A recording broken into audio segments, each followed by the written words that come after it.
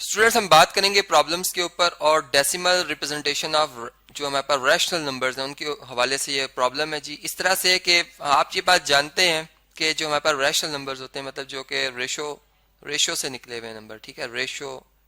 अब इस तरह के जो नंबर्स होते हैं इनकी जो डेसिमल रिप्रेजेंटेशन होती है मतलब कि 10th पार्ट पे कौन सा डिजिट आएगा, 100th पार्ट पे, 1000th पार्ट पे, 10,000th पार्ट पे, इस तरह से। तो अब वो किस तरह से हमें नजर आएंगे, जैसे कि फर्ज करें अगर मैं नंबर लिखता हूँ 2/3, ठीक है।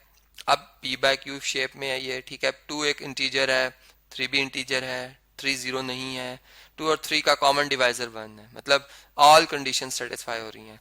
अब इस नंबर को जब मैं डिवाइड करता हूँ तो मेरे पास जो डेसिमल पार्ट बनता है, मतलब सबसे पहले तो यूनिट प्लेस पे 0 आएगा, ठीक है, हम पॉइंट पुट करेंगे। अब ये 20 बन जाएगा। अब 3 को अगर आप 20 से डिवाइड करो तो 6 टाइम मल्टीप्लाई करें ना तो वो बनता है 18, नियरेस्ट है 20 के, लेकिन फिर भी रिमाइंडर 2 बच गया, फिर 20 बन जाएगा, 0 डाउन करेंगे तो इस तरह से हमारी ये सारी जो डिवीजन है चलती रहेगी। और 6 6 6 6 क्योंकि हर डिवीजन के बाद रिमाइंडर 2 आएगा और वो चलता रहेगा।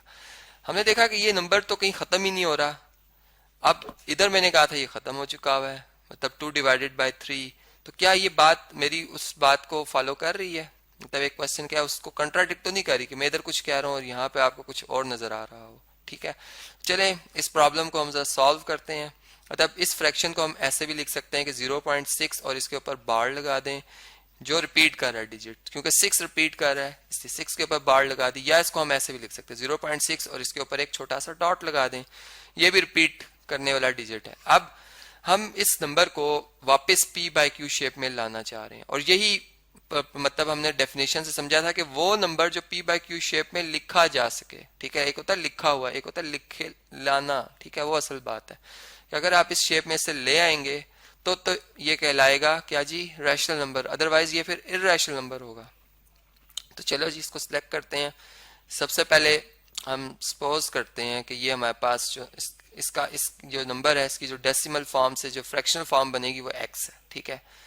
अब नंबर लिख लेते हैं 0.66666 और बहुत से 6 आ रहे हैं, इन्फिनाइट 6 है, ठीक है, इन्फिनाइट 6 है।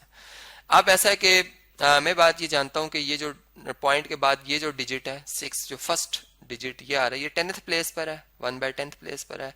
ये वाला 6 जो है वो 100th प्लेस पर है, 1/100, ठीक है। मतलब कि अगर मैं 6 को 100 पे डिवाइड करूंगा तो मेरे पास 0.06 आंसर आएगा, चूंकि ये 600th प्लेस पे इसलिए 100 से डिवाइड किया, ठीक है। इसी तरह हमने देखा कि डिजिट जो हमारा रिपीट कर रहा है वो 10th प्लेस पर है, उसके बाद 100th वाला भी वही है।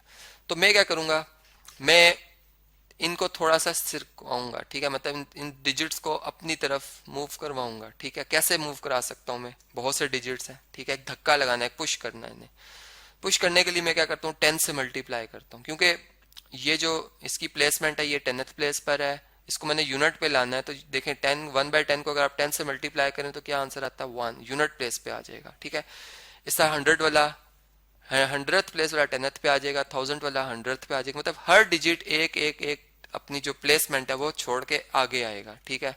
तो मैं क्या करता हूँ इसको 10 से मल्टीप्लाई करता हूँ, ठीक है जी, दोनों तरफ। तो यहाँ पे मैं लिखूंगा मल्टीप्लाई का ये साइन है ING, multiplying by 10 on both sides, ठीक है जी।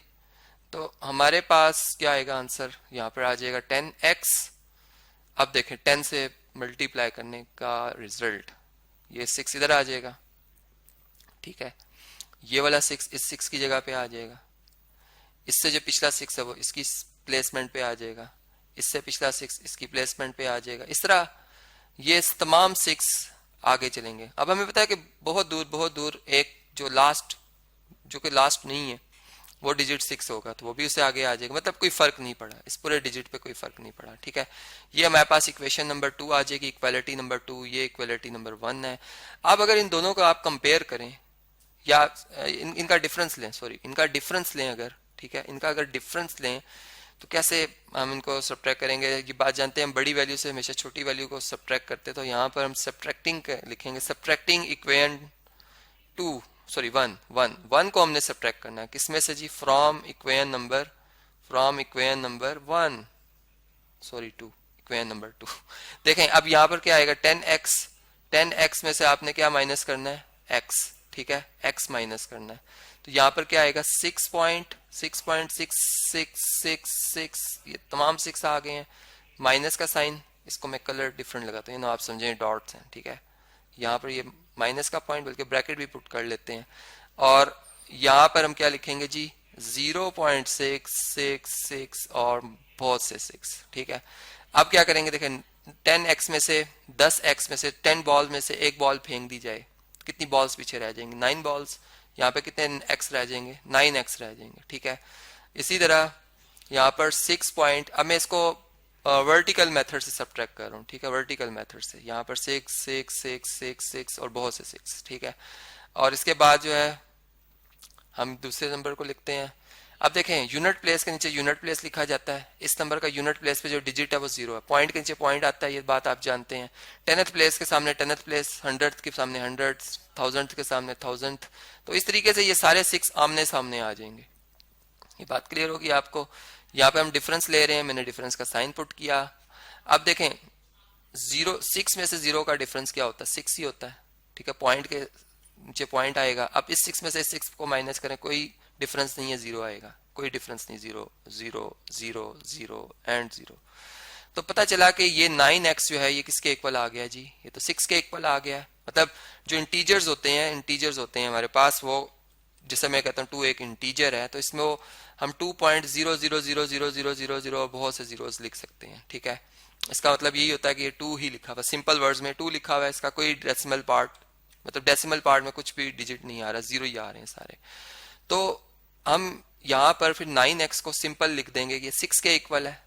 और फिर अगर हम x फाइंड करना चाहते हैं, x को, इसके कोफिशिएंट को जो कि 9 है, से दोनों तरफ डिवाइड कर दें अगर यहाँ भी और यहाँ भी, तो हमारे पास 9 1 टाइम 9 डिवाइड हो जाएगा, मल्टीप्लिकेटिव इनवर्स है, और मल्टीप्लिकेटिव आइडेंटिटी 1x से मल्टीप्लाई होगी x आ जाएगा, ठीक है। और यहाँ पर क्या आएगा 6/9 या फिर रेशो की अगर प्रॉपर डेफिनेशन पे जाएं तो इनको अपनी लोएस्ट फॉर्म में लिखना, तो 3 के टेबल से 3 2 टाइम 6 होता है, ठीक है, और 3 3 टाइम क्या होता है जी 9 होता है, ठीक है।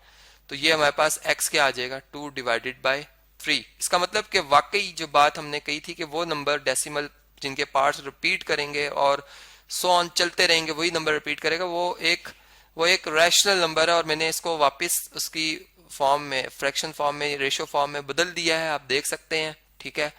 तो ये हमारे पास 2/3 के ही इक्वल है। इसी तरह अगर टर्मिनेट करेगी एक फ्रैक्शन, सॉरी डेसिमल पार्ट अगर टर्मिनेट करेगा, जैसे 0.3434, चलें 7 कर लेते हैं।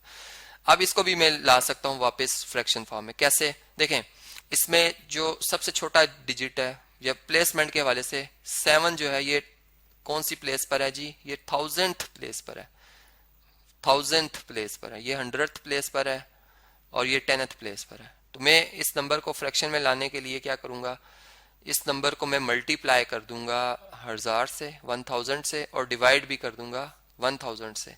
इसे कहते हैं गोल्डन रूल ऑफ फ्रैक्शन, मतलब कि मैंने जिस नंबर से मल्टीप्लाई किया उसी से डिवाइड भी कर दिया, ठीक है। अब मेरा पर्पस था इसका डेसिमल खत्म करना, मतलब इस पॉइंट को खत्म करना और इसको एक इंटीजर बनाना। तो आप देख सकते हैं ये 347 बन जाएगा डिवाइडेड बाय 1000। अब देखें ये नंबर जो है ये हमारा क्या बन गया जी, ये p/q शेप में आ गया है, एक रैशनल नंबर की शेप में आ गया है। तो हमने देखा कि वाकई वो नंबर जो कि टर्मिनेट करते हैं वो भी रैशनल नंबर होते हैं, और जो टर्मिनेट ना कर रहे हो लेकिन रिपीट कर रहे हो पीरियोडिकली या रिकरिंग कर रहे हो, ठीक है, दोहरा रहे हो अपने आप को, वो नंबर्स जो होते हैं वो हमारे रैशनल होते हैं।